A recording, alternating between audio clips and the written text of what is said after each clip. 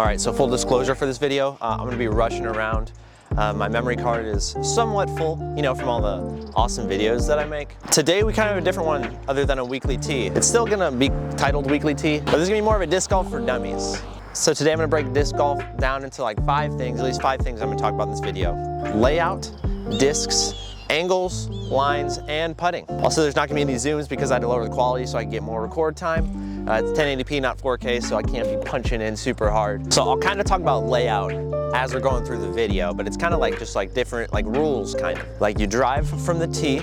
It's like golf. Most are, this hole's a par 4. I'm not gonna go over how golf is scored right now. You drive off the tee, and then you throw your up shots, or what they call it, to the basket. Then when you're around the basket, then you putt from there. And number 5 was putting, so I'll explain that in a minute. All right, so as for discs, there are 4 different kind of molds. There's putters, there are mid-ranges, there are fairway drivers, and there are distance drivers. They all do different things. The putter, used for putting, it's used when you're close. It's a straight flyer. It flies the most like a frisbee, so it's like the most intuitive. Mid-ranges, I have an MD5 here, European Open.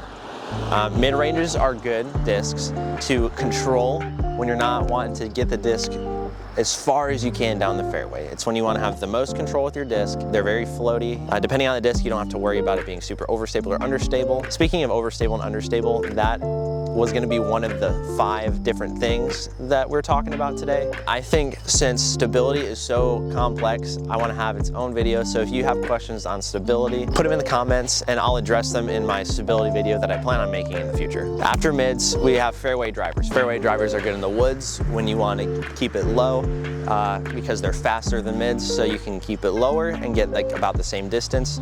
Also good in open fairways when you're not wanting to get the full distance, but you still have to get it farther than your mids. They're also a lot more controllable than distance drivers. And then last, but certainly not least, because everyone loves them, distance drivers. This is my Disc Barn Wraith, shout out Disc Barn. Distance drivers, kind of self-explanatory. They're your driver in golf, you know, your woods.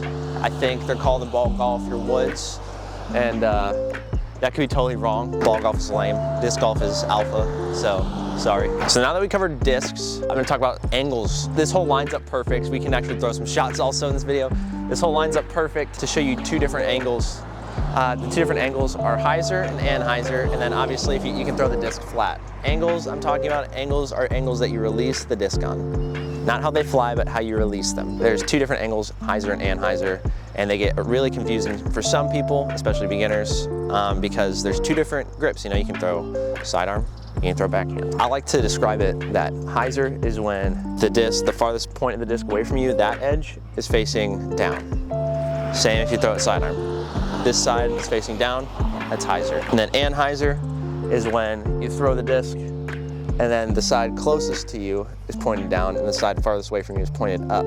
That's gonna have the disc fly this way. And then same thing, if you throw sidearm, then you're gonna throw it with more of this angle, and that would be anhyzer. The closest edge down, farthest edge up. People also like to say that hyzers finish away from you, which isn't always the case because discs do different things, so that's why I don't like using, lots of people say hyzers on backhand will go left, but that's not always true because it's depending on the disc that you throw. That's usually the case. However, I don't like saying that because then it makes stability difficult for people to wrap their mind around if they don't understand it. But we're gonna throw 2 shots here. I'll throw a hyzer shot. I'll throw a high hyzer. So I'm gonna have it come up and come down this way.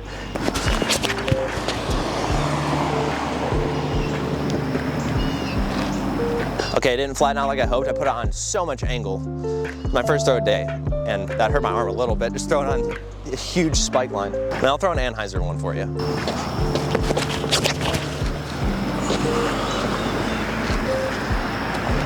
Okay, so here from our upshot, we're gonna talk about our third point, and that is lines. I separated lines and angles because I feel that it makes sense. Because not every time you throw on hyzer backhand is the disc gonna finish left, because different discs do different things. So you can throw the disc with a hyzer angle and have an anhyzer line if the disc is flippy enough, you know. This is really important because you need to know what your discs are gonna do. You need to know what angle I put on. If I put this disc on anhyzer, is it gonna keep going? Is it gonna hold the line and keep going left? Is the disc gonna fight out and keep going right? So that's why you need to know your stability to know your line. And like I said, stability is gonna be a different video. It's a beast all in itself. I'll give an example here. This is a DUMMIES 4. It's a very overstable fairway driver. And if I throw it sidearm on this angle, it does not mean it's gonna finish over there. This disc actually will finish the opposite way. There you go, and a decent shot. So you saw I put it on an anhyzer angle on a sidearm, and even though it was aiming and angled this way, the disc wanted to fight out. Whereas if I were to throw the same line with like a flippy driver, it will roll, as if it's trying to continue to keep flying that way. See, it didn't fight out. That one had enough stability to where it was gonna pan and get flat, but it's still gonna keep holding that anhyzer angle that I put it on. So common types of lines: wide hyzer, flat, hyzer flip, and force over or a turnover. Turnover can be described as two different ways. Some people just describe the whole entire line as like, even if you throw a backhand on a hyzer and then it flips up and rolls over and it keeps panning. Some people call that a turnover. Some people call it turnover when you have to put the anhyzer angle on it on an overstable disc and then it fights out. I would say that's more of a force over. So let's hop over to hole 3 and I'll throw some different lines. So I know it's dark, sorry it's the morning and big tree blocking the way, but this is the best hole to kind of demonstrate different lines to you. So I'll throw a flat shot first, I'll take my mid and I'll throw it flat here.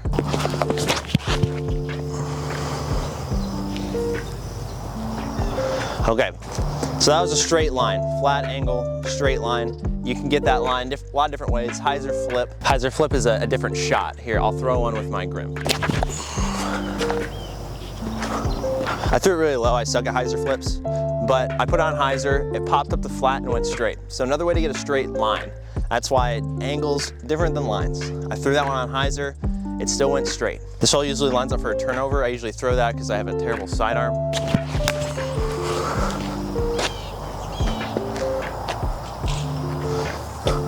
That one held the line a little too much. I threw my first disc and honestly it was a bad shot, so I had to throw again just so you could see the shot. I messed up my first one, I'm not perfect. That one, you see I threw it backhand on anhyzer and then it panned and kept going. Or honestly it didn't pan, it kind of just held the line and kept going. And then I'll throw like a spike hyzer line. So it's just like a very aggressive angle. When it comes down, it's gonna hit, flop around a bit, kind of stay where it hits.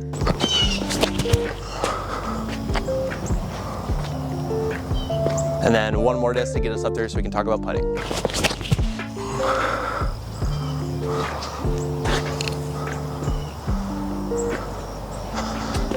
Long putt, so perfect. Last but not least, ladies and gentlemen, we got putting. Everyone's favorite part of disc golf. Putting is not fun. Putting is self-explanatory. You kind of just toss it in the basket. So I'll give you a little bit, I'll give you some tips. One of the most useful putting tips I've ever learned in my whole life was when you're bending backwards or you're starting your, because you have to transfer the weight. So when you come back, kind of pausing here, seeing where you want to go, then just go for it. A lot of people do like a fast, like one of these. I like to come back slow. That way I know exactly where I'm aiming. I have time for my brain to think where I'm about to launch the disc to. And then the disc can come out faster, cleaner. I say this from experience because I put in and have my wobbly putts very often. And this has helped that. It's helped pretty much every putting issue I've had. Gives your brain a lot more time to think. I've said it in a different video, but used to I had a problem with my nose up, with my putts being too nose up, and that would cause them to not be as fast or drive as much as I thought they were going to in my mind when I threw the disc. And now when I come back, I find myself just like, I don't even think about it. My wrist just kind of adjusts ever so slightly to where I'm visualizing aiming. Just because I had that little extra time, that little extra pause for my brain to think for a second. So that was my 5 disc golf for dummies points. There's a lot more to disc golf, a lot more. So if you guys have questions, please put them down in the comments. If I explained something wrong, correct me, because I don't want to be wrong. I want people to see this video and be excited to play the game and be set up a little bit better for it so they can enjoy it. I also had a comment for me to talk about something on this weekly tee. Shout out Nathan. I wanted to so bad because he commented. I want to make a separate video on like tournaments, and things like that, kind of the layouts. Maybe I'll go to one, maybe Ideal Discs, and I will do something together again. And I'll go to one of their tournaments, kind of be behind the booth. I'll give you the behind the scenes, and also maybe I'll play the round or I'll follow someone around. Who knows? So after this, I'm gonna go edit this bad boy up, post it today, and then go out this afternoon and film for the 3rd starter set showdown.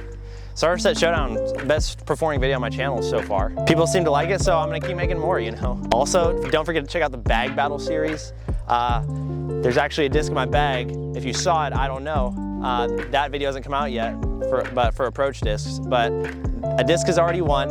If you can, I don't know if you saw it in my bag, but the disc is already won. Stay tuned for that video. I just want to say it's been very hard starting this YouTube channel, at least hard on me. It's been really fun. I get to go out and play disc golf. I get to hang out with my dad, and I get to hang out with friends, and it's super awesome. That part is so sick. It's been hard for me because I don't have a lot of confidence in the videos, and so I just want to give you guys who have been watching up until this point a huge thanks for supporting me, for watching my videos. For those of you who have commented, thank you for commenting. I really appreciate it. There have been people that I haven't talked to in a long time that have come across my videos telling me to keep it up, and man, that just like, whenever I have those moments of, man, my videos aren't good enough, my videos suck because no one's watching them, you know, when that's not the case, it's because people haven't seen them. At least that's what I like to think, and that's what I hope, because I have a lot of people telling me they're good. But shout out to everybody new in my life or old that are supporting me right now. It means the world. It helps me keep going, because if I had no support, if no one really told me that they enjoyed my videos, I probably wouldn't be making them anymore, honestly. At least not these kind of videos. I'd always be still making videos, but if people didn't enjoy these disc golf videos, I wouldn't still be making them. And that makes me happy, because this is a part of my life that is very important. If you want to know why it's really important, you can comment down below, because that will get really deep. I also have more of like a channel trailer video that I have in my head that I want to film, and that will give you more of an idea into that. But anyways, I'll stop keeping it sappy. I have 34 seconds to finish this outro. If you haven't checked Infinite Discs, please do that. Check all the links in my About section to support me. If you made it this far in the video, thank you so much. Comment something else for Weekly Tees. Stay subscribed if you want to see more videos, and I'll see you in the next one. Bye.